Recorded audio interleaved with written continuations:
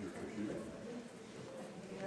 Well, if somebody hacks your email address, they're doing it from there.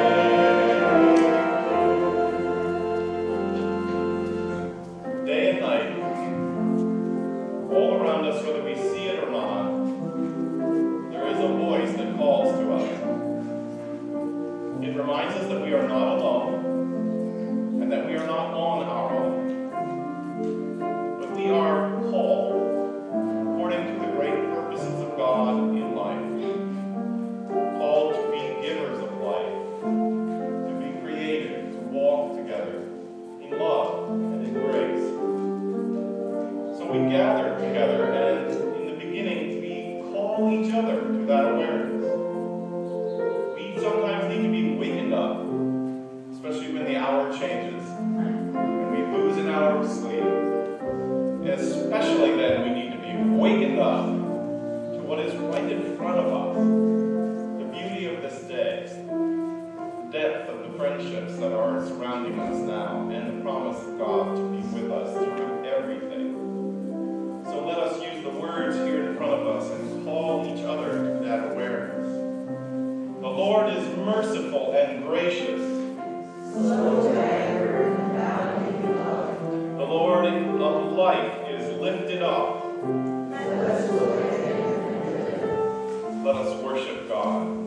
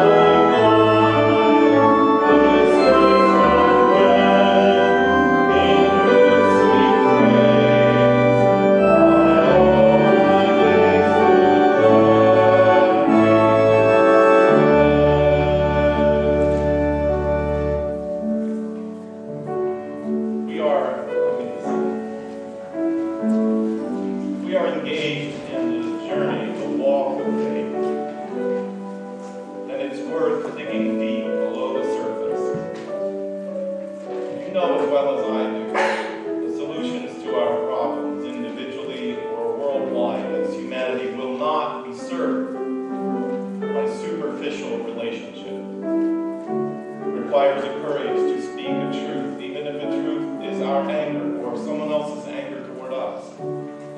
It's the courage to stand in the relationship.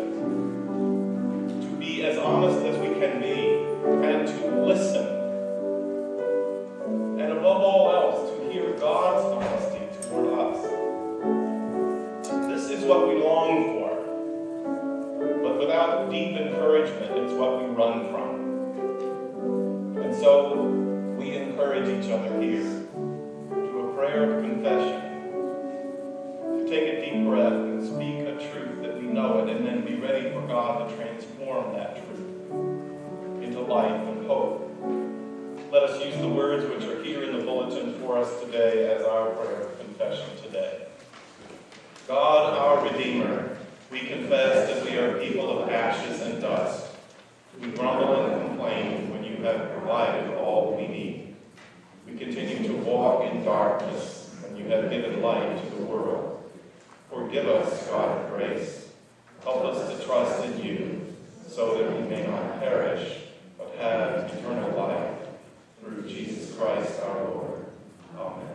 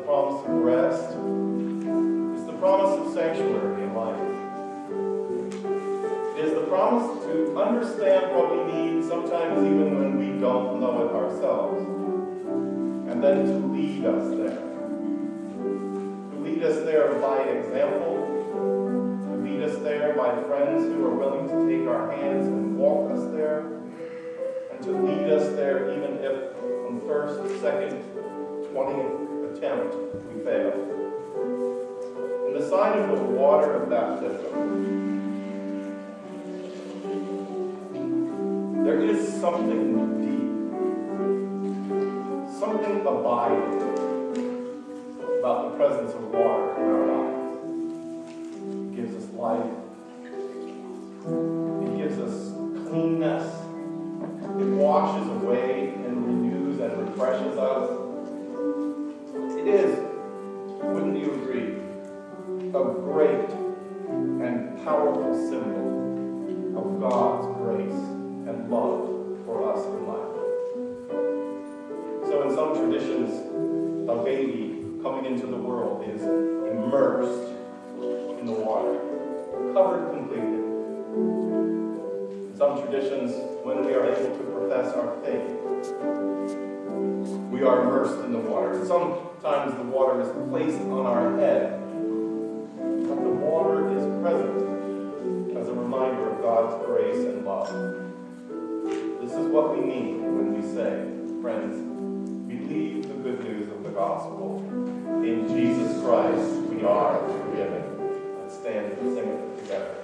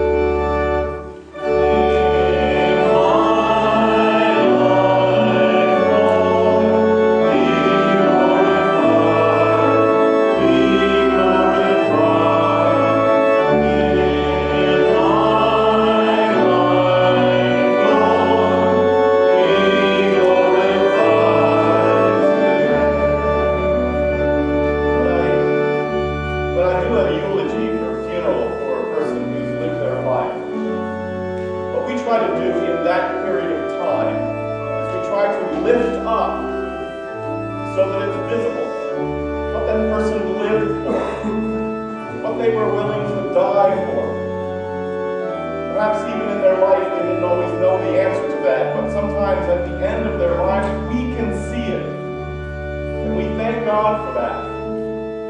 So the prayer for those of us who are living is, let us live our lives to proclaim great and powerful things like mercy, grace, forgiveness, love, and understanding.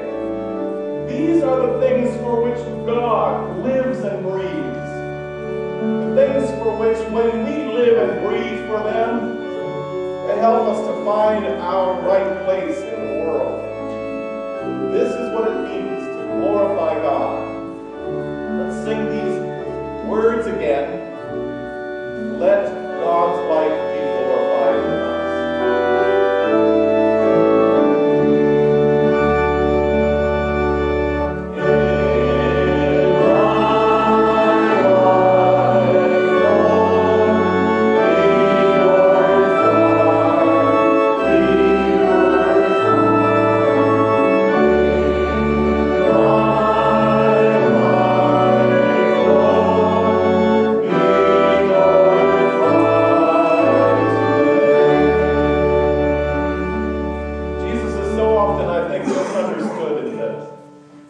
He did not come and teach us what he taught us in order to give us fire insurance, making sure we didn't burn at the end of our lives.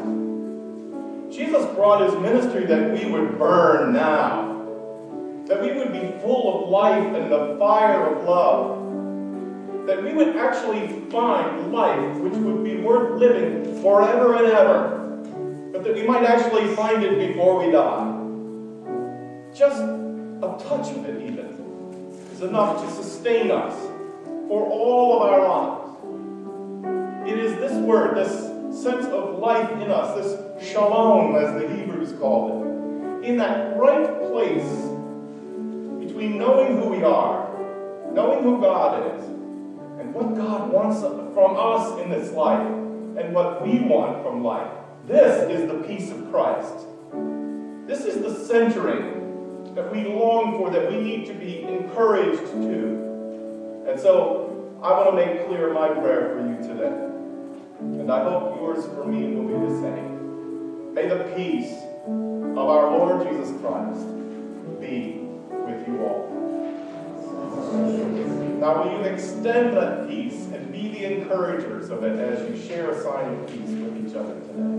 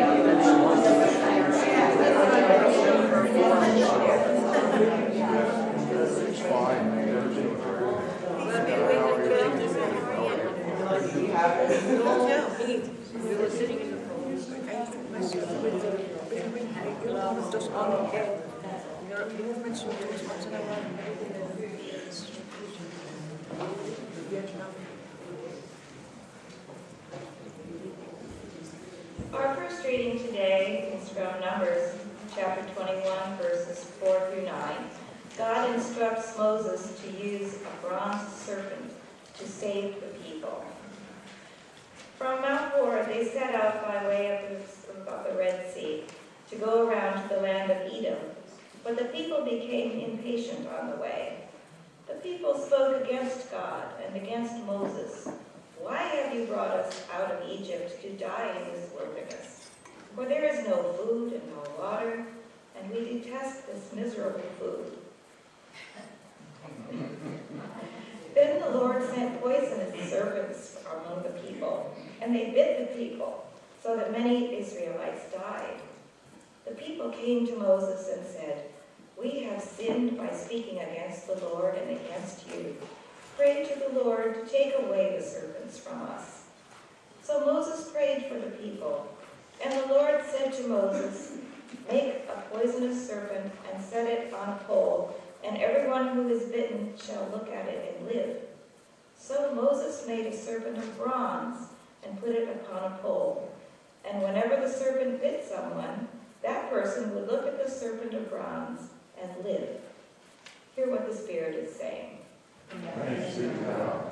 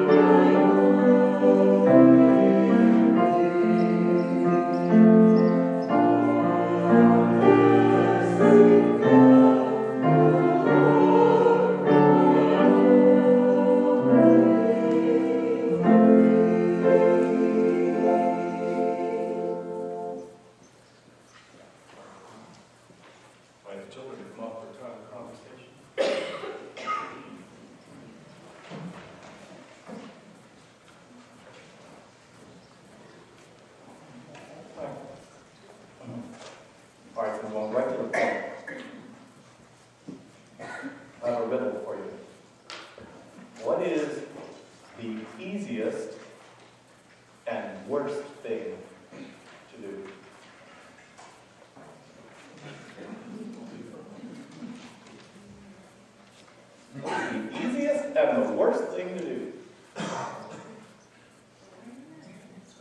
What? Eating junk food? Okay, that's it. I just changed my whole sermon. Were you sent here by God? Well, what I had in mind comes from the story, which is so much a part of the story of the people of the past and the people today, and it's certainly a story of my life. It seems to be the easiest thing for us to do in our lives is complain.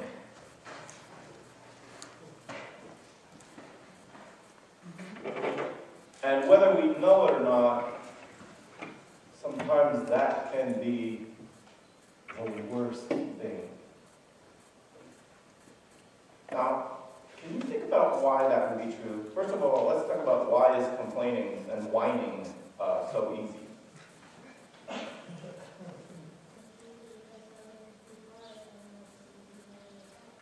Yeah, something can be hard, and instead of doing it, right, it's easier just to whine about it, right? It's easy because all you got to do is open your mouth and do it, right? In the story that was read, the people were wandering around, the children of God were wandering around a long, long time ago in the desert, and they were starving. The desert, not much grows in the desert. And there isn't a lot of food, and they were out there, and there were lots of them, and they had no food. And so they asked, please, could we not starve to death? And this amazing thing happened. In the morning when they got up, they found, nobody even really knows what it is. In fact, they called it, what is it? But they found this stuff on the plants that they could pick off of the plants, and when they ate it, they found out at first it wasn't bad. And so the news went around, and you know what?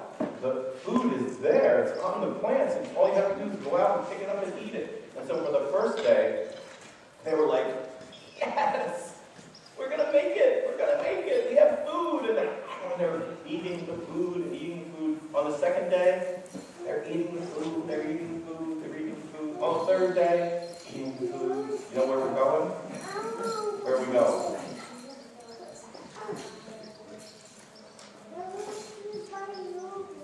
Well, that would be true. If the food went away, they would complain.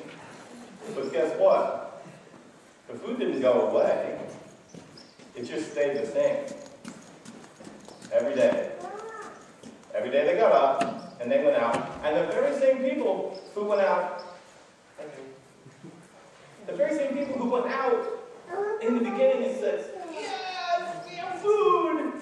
They started to go out, and they would walk out, and they go, same old thing?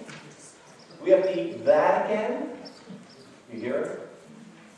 And then they got so silly in the experience that they actually went out, the food was there, and they went, I'm not eating that.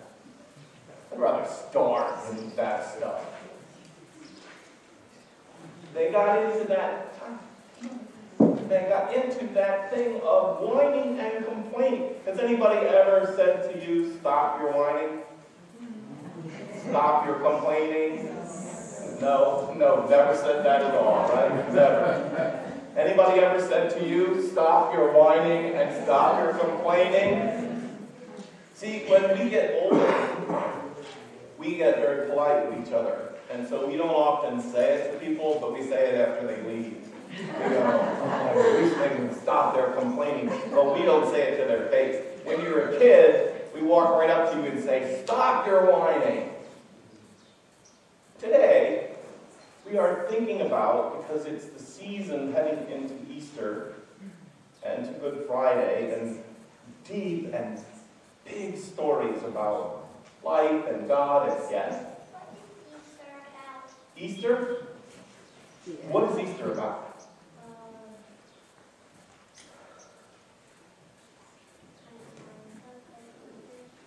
It's about trying to find things like Easter eggs.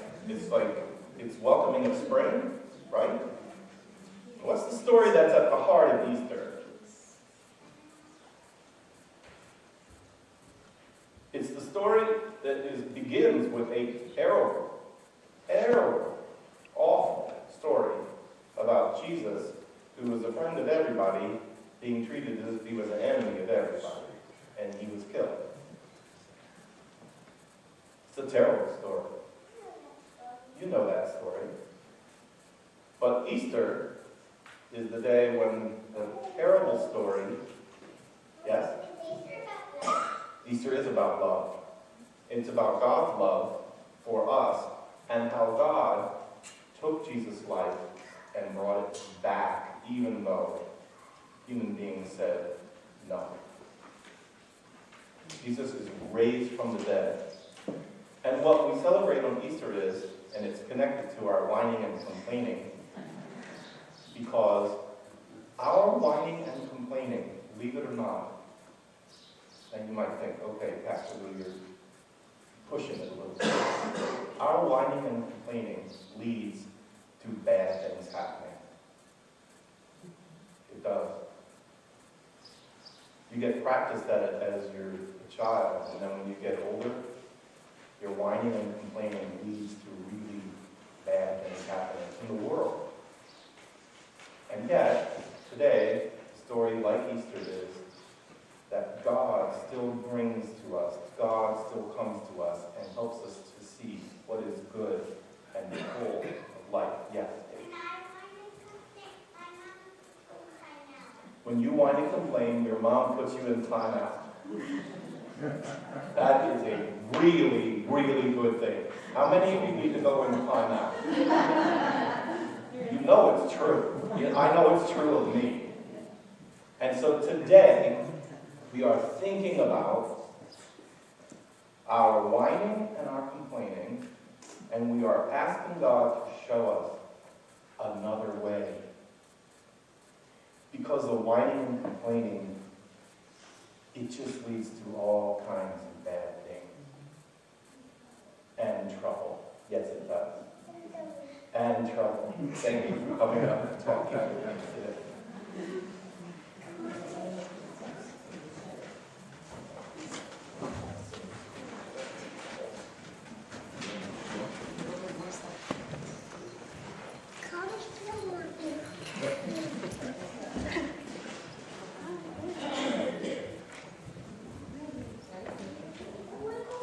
Listen or read along as we consider John 3:14 to 21. Just as Moses lifted up the serpent in the wilderness, so must the Son of Man be lifted up, that whoever believes in him may have eternal life. For God so loved the world that he gave his only Son, so that everyone who believes in him may not perish but have eternal life. Indeed, God did not send the Son into the world to condemn the world, but in order that the world might be saved through him.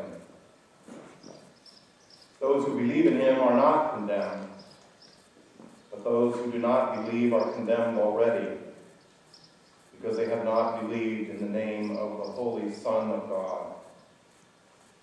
And this is the judgment, that the light has come into the world, and the people loved darkness rather than light, because their deeds were evil. For all who do evil hate the light, and do not come to the light, so that their deeds may not be exposed. But those who do what is true come to the light, so that it may be clearly seen that their deeds have been done in God. Hear what the Spirit is saying. Thanks be to God. The title of my sermon today is Look Up.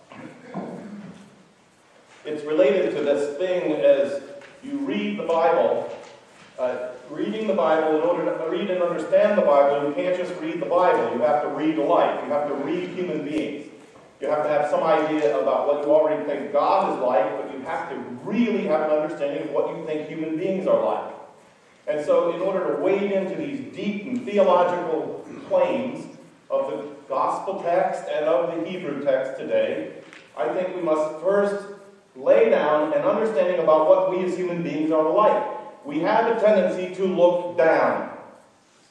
It's been observed, and so much observed, that rather than putting messages up on billboards in the subways and on the college campuses now, they paste the announcements on the sidewalks.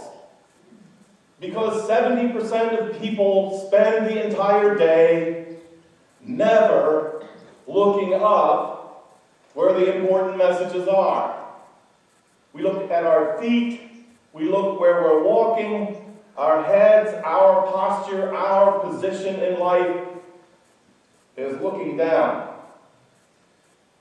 Now this principle, I'm sure, in the area of discovering this and thinking about what it means for us is important. It's important, as my wife was telling me in jumping. If you are a rider and you jump horses, the instructor is going to tell you that you can be on the horse's back.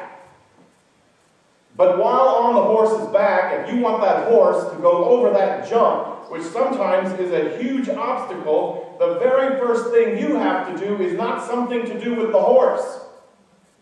It is something to do with what you're doing with your eyes and your head. If you do the reflex that human beings have, which is the cocoon, you see this obstacle coming and you cocoon like this, there's not a chance in hell that you and that horse are going over that obstacle.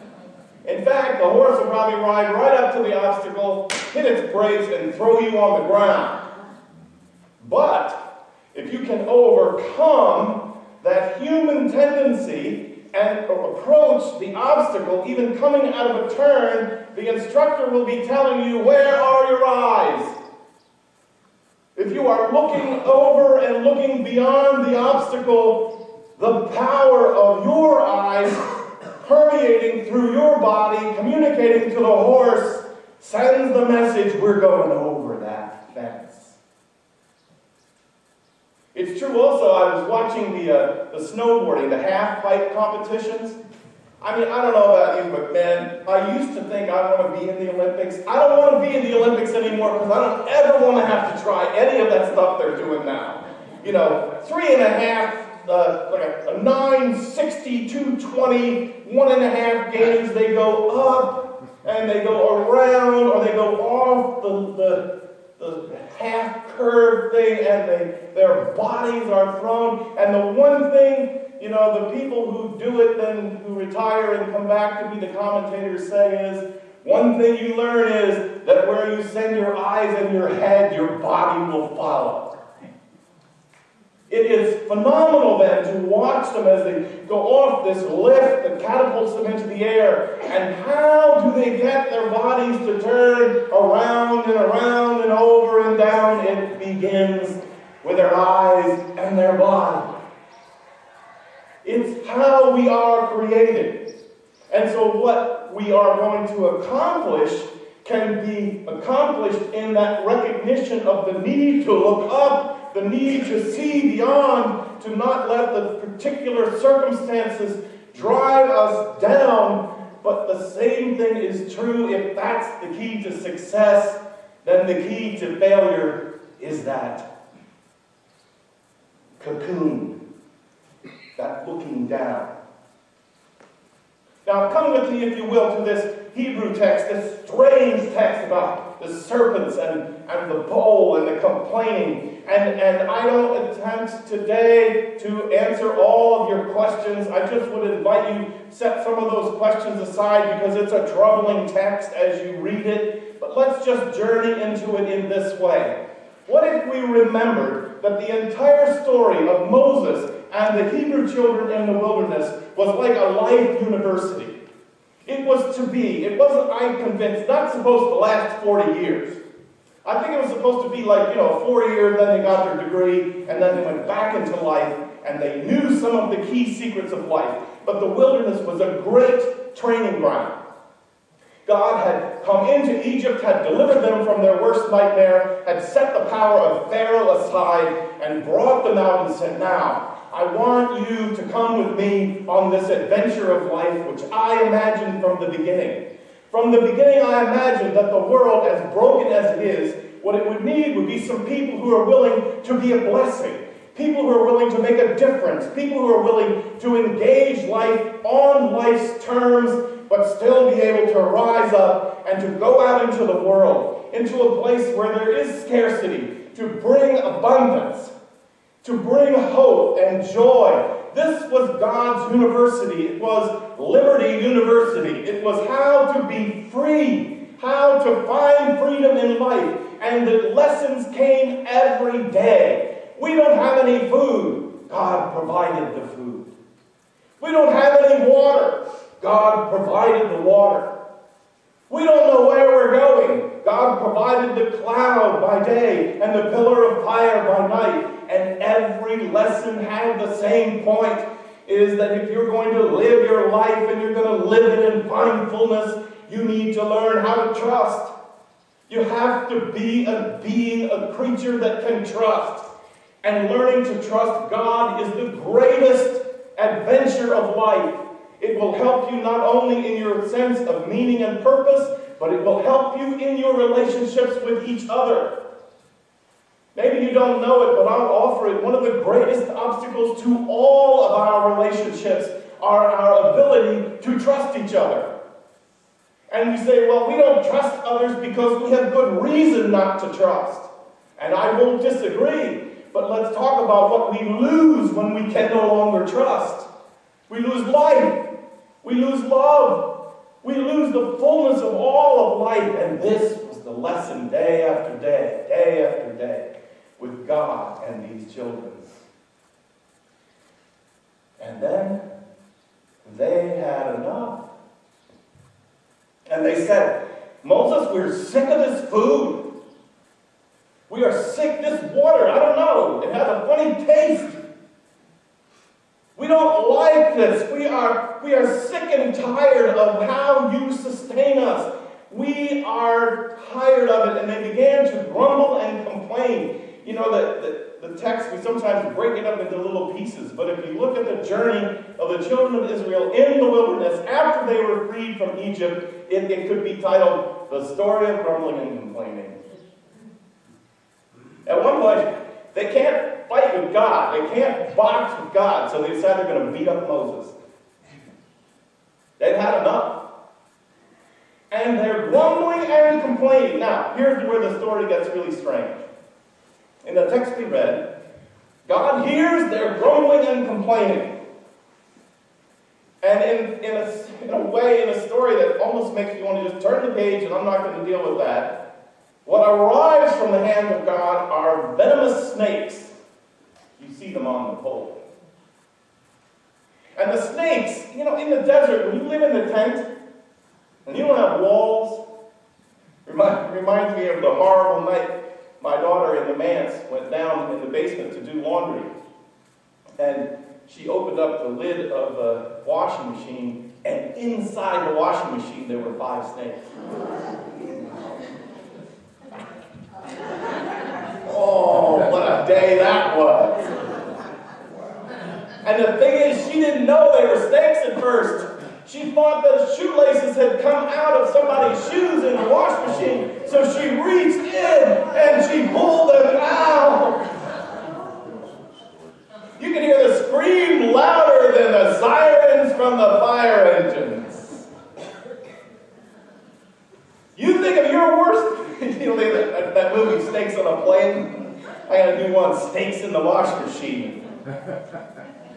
The point of the story was to think what would be the worst thing that could happen to people who live in tents in the desert. They have to face all kinds of trials. But what happens is when the snakes come, and they're venomous snakes, and they're around them, and in their tents and in their sleeping areas, and it is to be thought of as the worst possible thing. And so here's my point. The lesson of God is, I am going to turn your grumbling and complaining into some metaphor that you will understand. Do you understand? And this is a question to me. Do we understand the venomous power of our grumbling and complaining? Do we understand what we do to the gifts of life with our looking down, and our constant judgment of how this could be so much better. And we don't reserve our grumbling and complaining only for our circumstance of life. Oh no. We like to turn our grumbling and complaining out on everybody. We have really good ideas about how all the people we know could be much better people if they would just listen to us.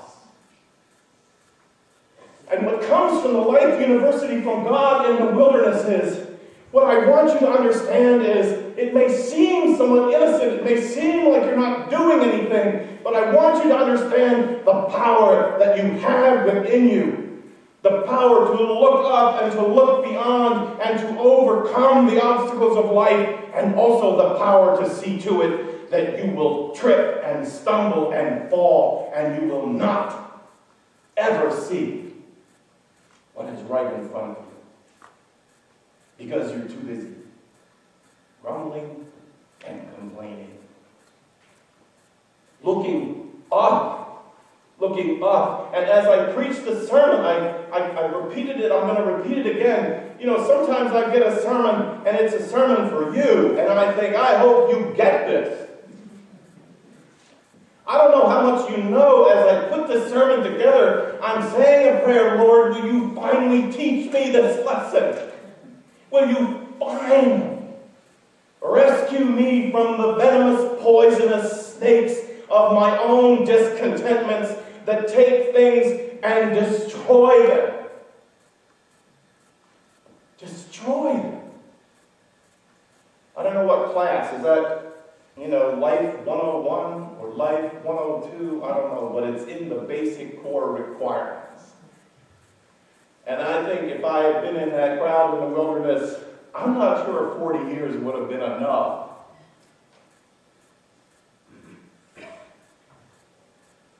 The snakes, as hard as it is to understand it, and so much we can get tripped up on, the snakes represent a visual representation of what destroys us, of what's poisonous to us in our lives. We long for what God longs for us to have.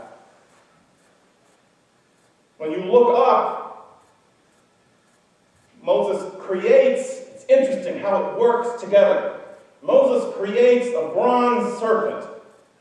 It's a strange story for a group of people who are trying to be taught never to create idols and never to try to cement relationships with talismans and that. It's strange that Moses is told to create a bronze pole and to put a snake on it. Now, this is me. Come with me if you can. There was something about their willingness to see their grumbling and complaining.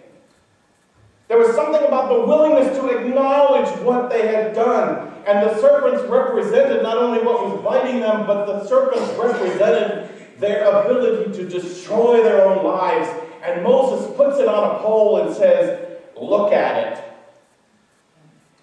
Look at it. It's the same thing we do in the prayer of confession. I'm not interested in putting anybody down. I had someone once tell me that they didn't really want to come to church anymore because every time we started with the prayer of confession, they felt like they were put down. And they were a more positive person than that. They wanted to be all about positivity. And I said, you can be all you want, in my own opinion. You can be all you want about positivity, but if you don't begin with the truth, and you don't begin with a willingness to look at how you also are creating the life you say you so much want to be afraid of, you are not even going to get to the first step. Moses puts the serpent, a bronze serpent, on the stick, and then here's the key part for the link to the New Testament. Lifts it up. And so the psychodynamics of it, the physical dynamics of it are, if you are continuing to obsess about the snakes and you're just going to complain more and more and more, or are you going to, like that rider on the horse, lift your eyes and see beyond the obstacle? Are you going to look up? And yes, you're not going to deny your part in making your life miserable. But you are going to look up, and you are going to see the sign of your own salvation. It works 100 different ways. And that's why it's in the curriculum of Life University. It's about loving clarity. It's about choosing light over darkness. It's about honesty and the willingness to be humble and honest and find a way, not of pushing it out, but of welcoming it in. During Lent, the disciplines of Lent are about coming to terms with all the venoms of our lives and our ability to destroy ourselves and others. But Lent is also that in that moment when we look up at the snakes and we look up at the brokenness of our lives, when we own the brokenness of our lives, and somehow in the owning of that brokenness, we are in that blessed place of where God creates the opportunities of love and grace and forgiveness to fill in our lives. Think of the drug addict who finally stumbles into the 12-step recovery group, and having spent 10 years saying, I don't have a problem, my life is just not what it should be, finally, by some miraculous thread of God's grace, find themselves in some dark basement room of a church somewhere, and is surrounded by 10 or 12 other people, and they say, hi, my name is Frank, and I'm a drug addict. And everybody in the room knows what is happening. Everybody in the room knows the power of God's grace and renewal and love, which is knocking on the door of that person's life, and everybody also knows, and they have seen it with their own lives, they've seen it in their own lives. This is not the beginning of the end. This is the beginning of the beginning of one of the greatest experiences of your life. Follow it. The wilderness is a life university. The snakes are the poison of our grumbling and our complaining and our judgment of other people. When we were sent into this world, my friends, according to the narrative of the Bible that we say we believe in, when we were sent into this world, we were not sent into the world to judge the world. John 3:16 says that Jesus didn't come into the world to judge the world. I want to remind you that wasn't your job either. You were not sent into the world to judge the world. But you and I, as the narrative says, that every human being is created in the great plan of God. Yes, the world is broken. Yes, the world is not the way it needs to be. But what the world needs now is love. We were sent into the world not to judge, to complain, to look down. But the only word I can come up with, and it's such a religious word, it sort of falls on the floor, is that you are sent into the world to bless the world.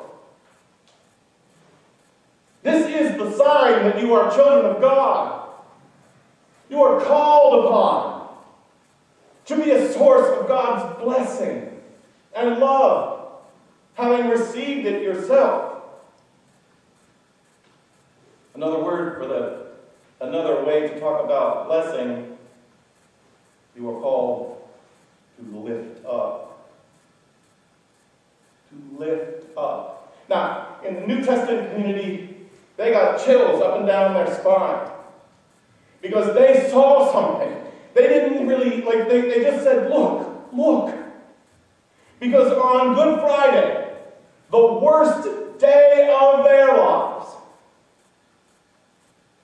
they saw Jesus lifted up. And though they had walked with him and talked with him, they had broke bread together with him, they had seen and experienced the miracles of their lives, but check the record of the 4 witnesses of the gospel, mostly they complained. Mostly he wasn't enough for them. He didn't really win them over. And later, Paul says the confessions that took place in the rooms of the first church when they got together, the confessions that were often said over and over again was, we didn't know who he was. We didn't see him for what he was until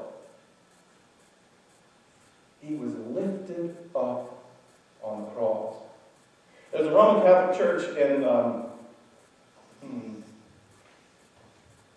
Wyckoff, further beyond Ridgewood. It's a big, beautiful Roman Catholic church. It's a cathedral. And being a good Protestant, we come into the Roman Catholic Church, and I have to adjust a little bit because right here is a large cross. And on the cross is Jesus. The Protestants said, oh, no. We don't want to see Jesus on the cross. So our crosses, the Protestant crosses, are all empty. And let's relax. I'm not thinking about converting back to being Catholic, but I like to reach across into the traditions that are different than ours and to see a strength and a power that was kept in the history of the church to look up and to see Jesus on the cross. Not for the purpose of propounding guilt or shame or making you feel bad, but in the same way that the servants on the cross, when we look at Jesus on the cross, we remember that most important lesson about how important it is that we live our lives in such a way that life can be expanded, that love is propounded. And we see, when we see it according to the New Testament community, we see the amazing sign of how much Jesus did not judge the world, but that instead he loved the world. He loved even his tormentors. He loved them. We remember some of his last words. God, forgive them. Because they're out of their minds. They're out of their minds. They're crazy with the venom of the snakes that have bitten them in all of their lives. The things that they have released in their own lives and the things that others have released upon them, Lord, forgive them.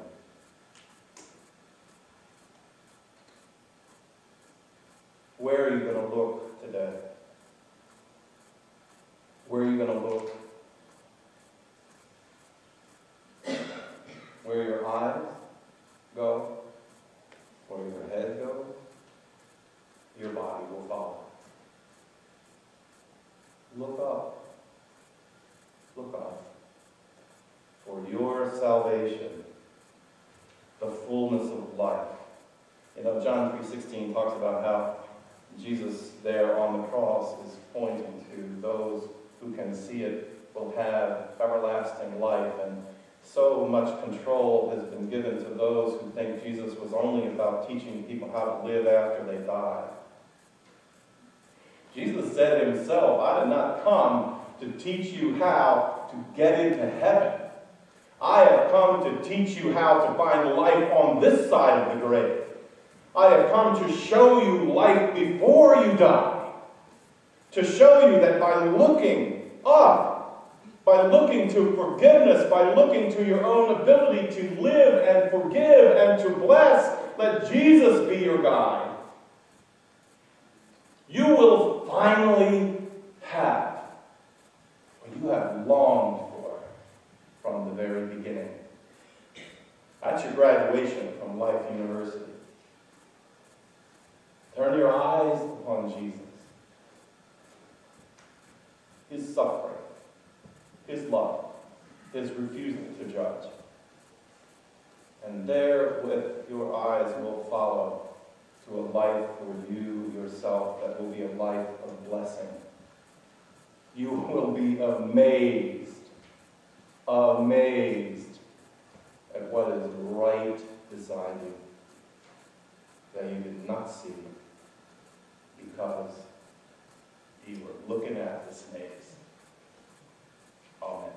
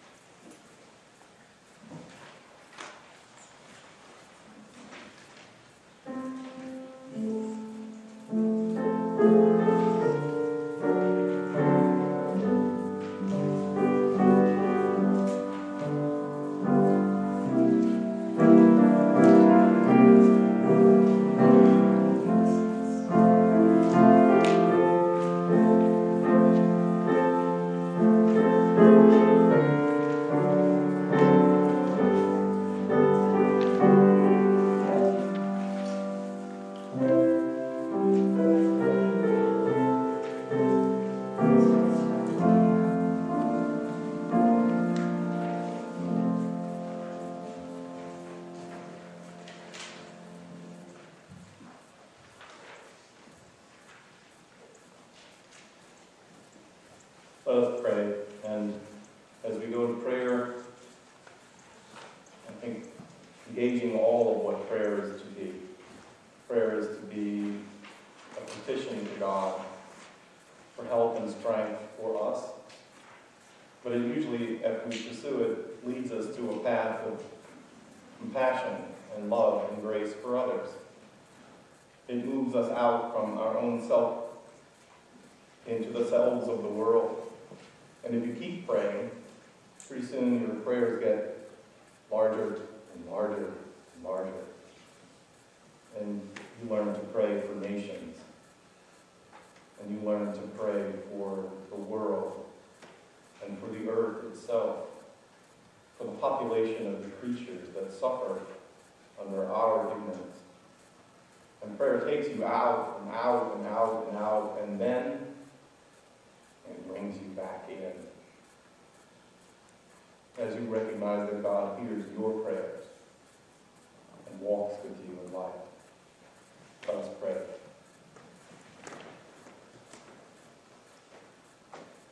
Lord, we don't know where always to look to find you. Do we look up to the heavens, or do we look down to the earth? Do we look left or right?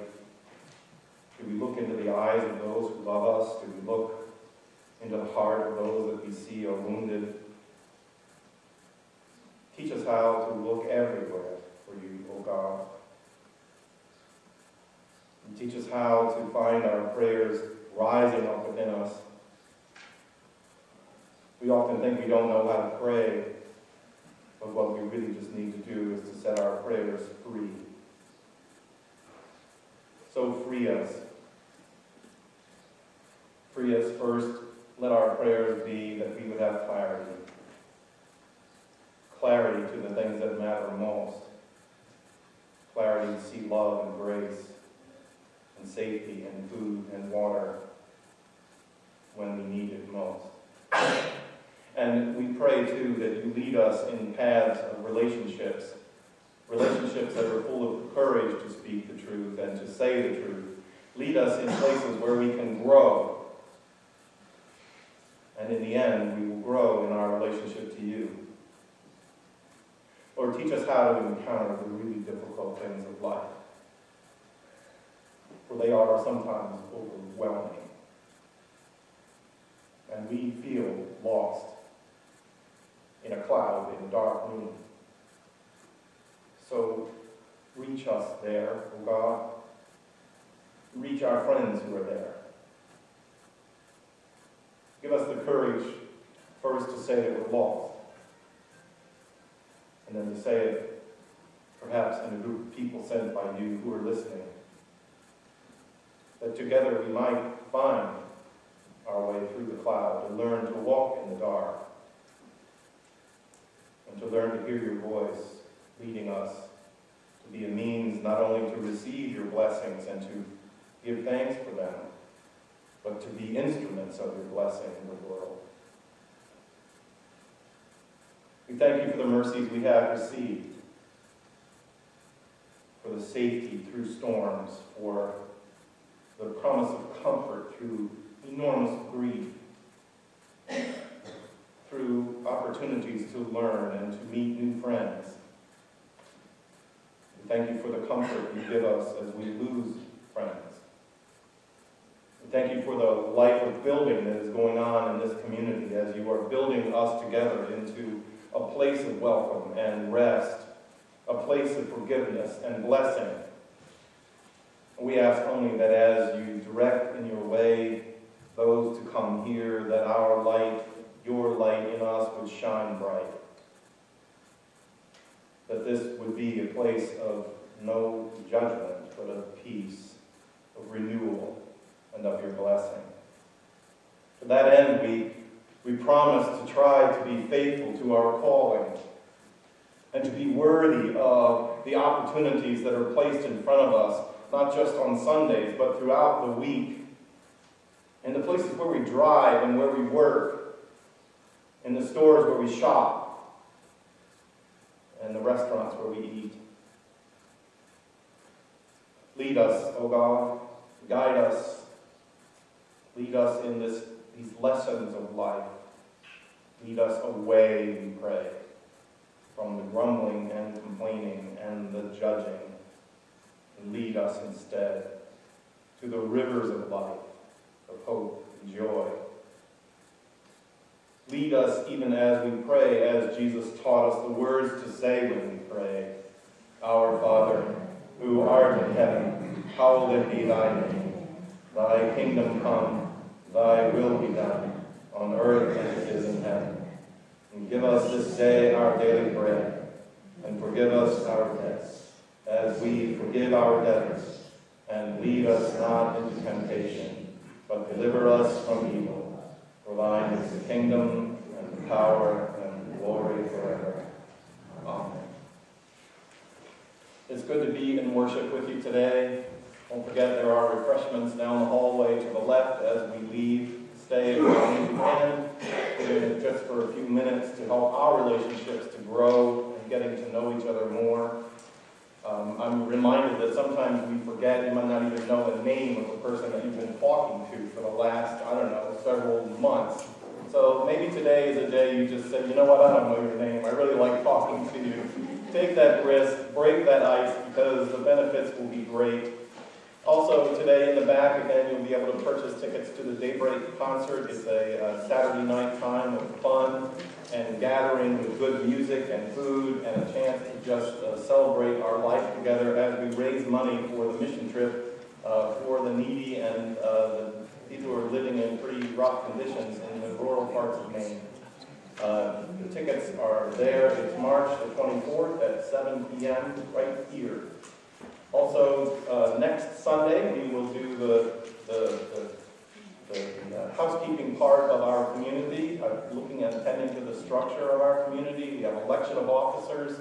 We have financial reports that will come before the congregation because we seek to be a community that is open and transparent. The paperwork will all be there. If you come, we'll have time for questions and answers, and then we will fulfill our annual congregational corporate meeting as we attend to the bone structure under the flesh.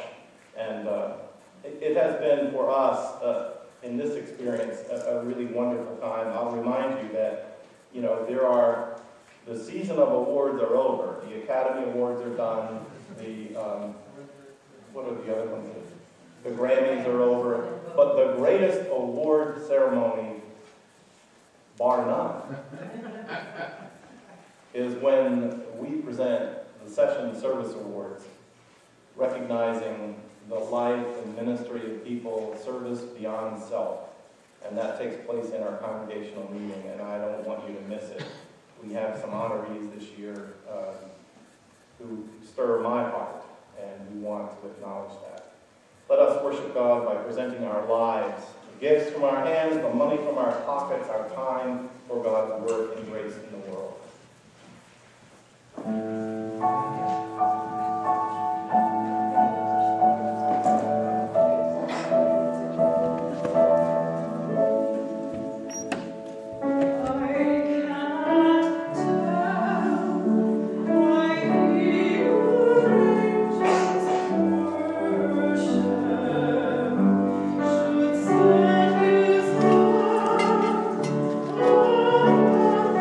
Son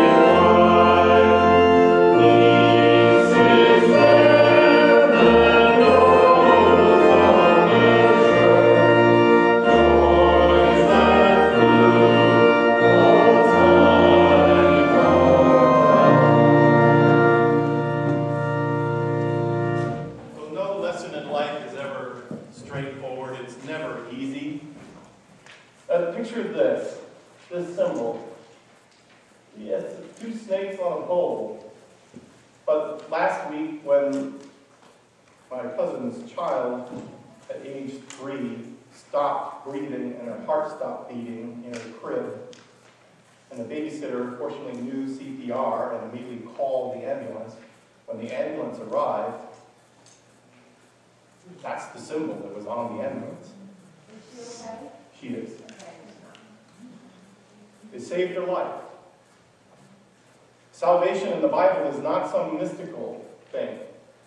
It's not some earth-boundless thing. It's earthy. It's real. A strange mixture of the image of the Ebenezer, the snake on the pole, which stirs our hearts to what we fear the most and what gives us life. The Greeks believed that snakes were a sign of blessing. My God, I'm not Greek. So in the adventure of life as it unfolds for you, may God lead you into all those places that cause you to look up. Not look away, but to look up. To see in the brokenness of our lives, the brokenness of others, the opportunity of blessing and grace. The opportunity to make a difference in the world for life and love. And as you go, may the Lord bless you and keep you. May the light of God shine upon you and shine through you into the world. May God be kind and gracious unto you and everyone that you know and love, and especially to everyone that is convinced that no one knows them or loves them. May God be kind and gracious to the world and bring us to deep and abiding peace. Amen.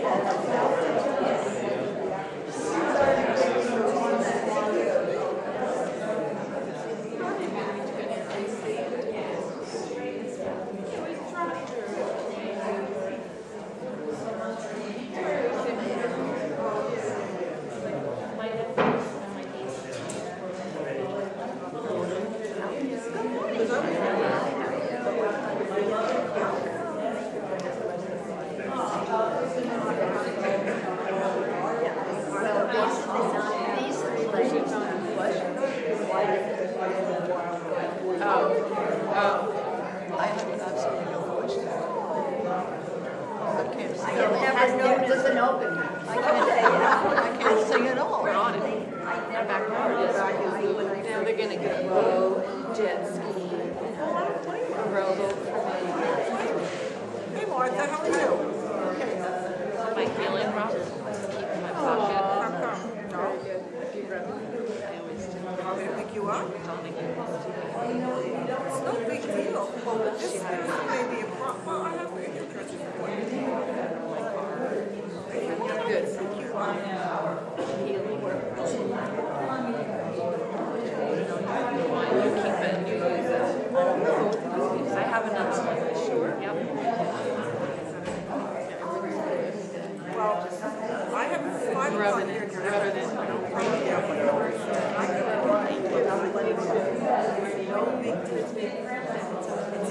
No, I don't want to go.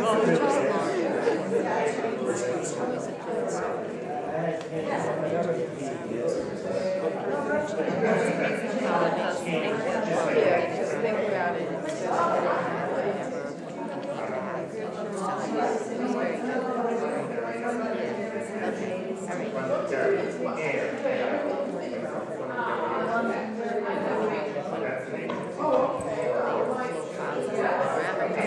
And they're going up there, and so they wanted to know whether or not I wanted to join them. So she said, I didn't want you to knock your ass and still going. But it was fun, you know, this morning.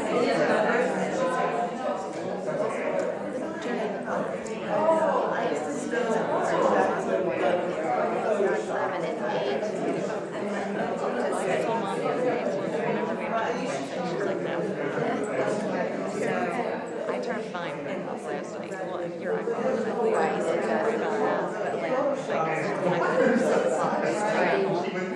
I'm like, I changed them again in the morning. So I was already in bed. Right, that's usually what I did, but I don't know why I forgot. But you Mom was meeting Kathy.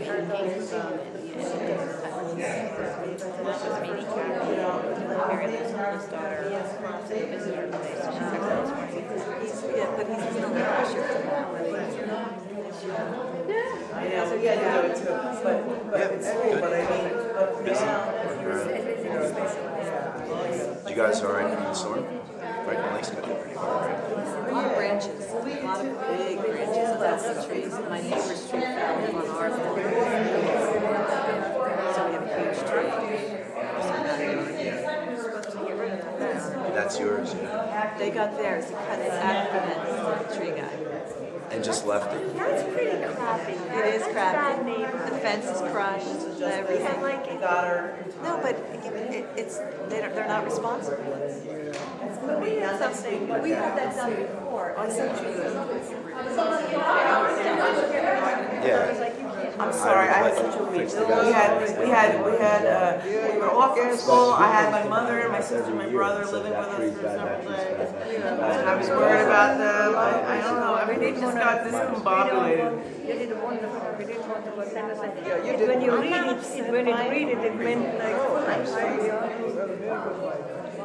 I'll try.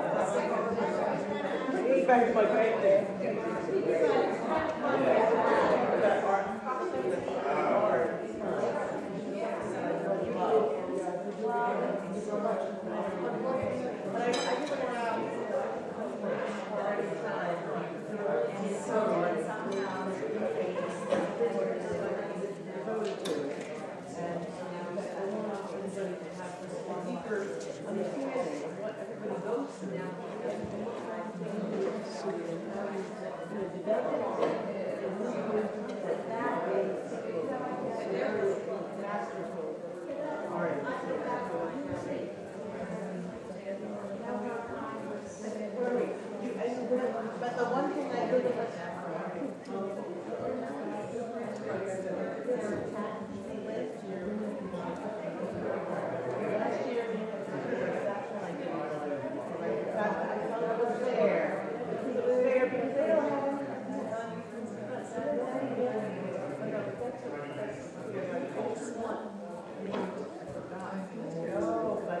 you're right, that's why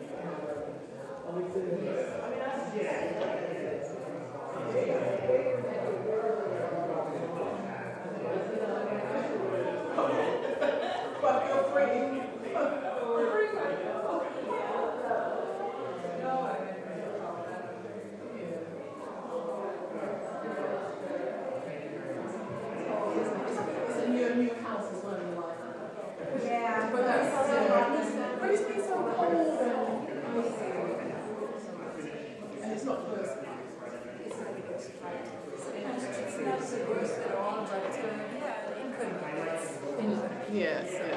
Yes, I do have my knitting in the car.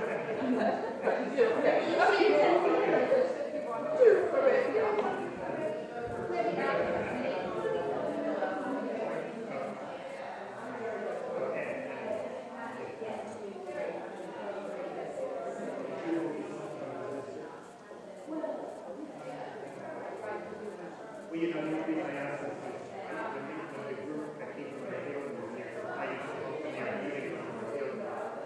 Oh, okay, fair enough. 'Cause I used to be from the North End because I used to play there like 2 years ago. You know, Phil.